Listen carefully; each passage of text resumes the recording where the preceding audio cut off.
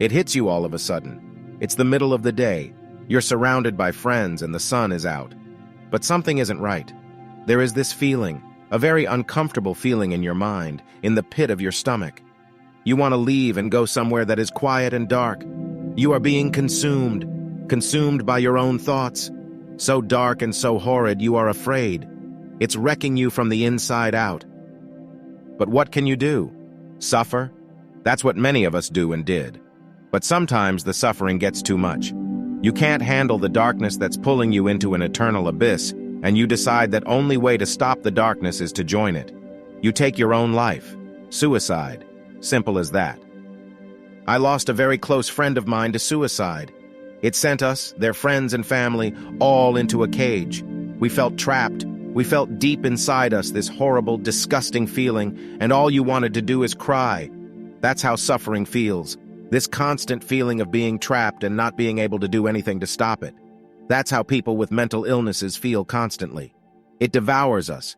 Fear eats our insides away until we are nothing but bones.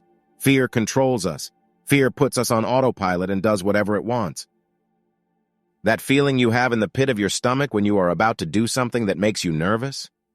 That's how anxiety feels. It's how living with a mental illness feels. It runs our lives and we can't stop it. Admitting to someone that you have a problem is probably the hardest thing to do. Admitting to my best friend that I have anxiety, depression, and OCD took me months. Every night I would run it around in my head. What and how will I tell my friend that I am crazy and I can't control it? Will she be okay with it? Will she laugh? Is she going to stay being my friend? And that's the problem I am trying to write about. Admitting you have a mental illness. It's not easy to do, and that's why more than 2 million people are struggling. They can't tell anyone. Lucky for me, I have an amazing group of friends that understood, while some aren't so lucky. A lot of friends and family reject their siblings or children or friends because they don't know how to deal with a mental illness. Dealing with a mental illness, whether you have it or someone else does, is like a tripwire. You have to be so careful with your words or one bad move, and it can devastate someone. Do you remember the part where I mentioned a friend I lost to suicide? Well, her name was Abigail, but her friends and family called her Abby. Abby was obsessed scratch that dedicated to One Direction. They kept not only her happy, but everyone happy. Their music helps people, physically, mentally, and spiritually.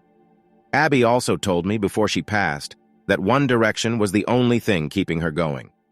Now you might ask, where am I going with this? Well, what I am trying to do here is get One Direction to notice Abby's story, get them to talk about mental health, and let people, especially young adults, to realize that they are not alone in this battle with mental illnesses. No matter what the illness, no one is ever alone, no matter how lonely it seems. And here you are living despite it all. A quote that always inspired me, even through those dark days when I decided I couldn't do it anymore, couldn't carry on living. To all those suffering deep inside, pushing those feelings to the back of your brain, the bottom of your heart, please keep on living. Please remember that no matter how distant your future may seem, no matter how distant love may seem, it will always be there. Never lose hope. I know it's easy to. We are rocks in a sea of chaos. We cannot let every storm knock us around. We simply mustn't. Thank you for watching. For more videos, please don't forget to like and subscribe to the broadcasting information.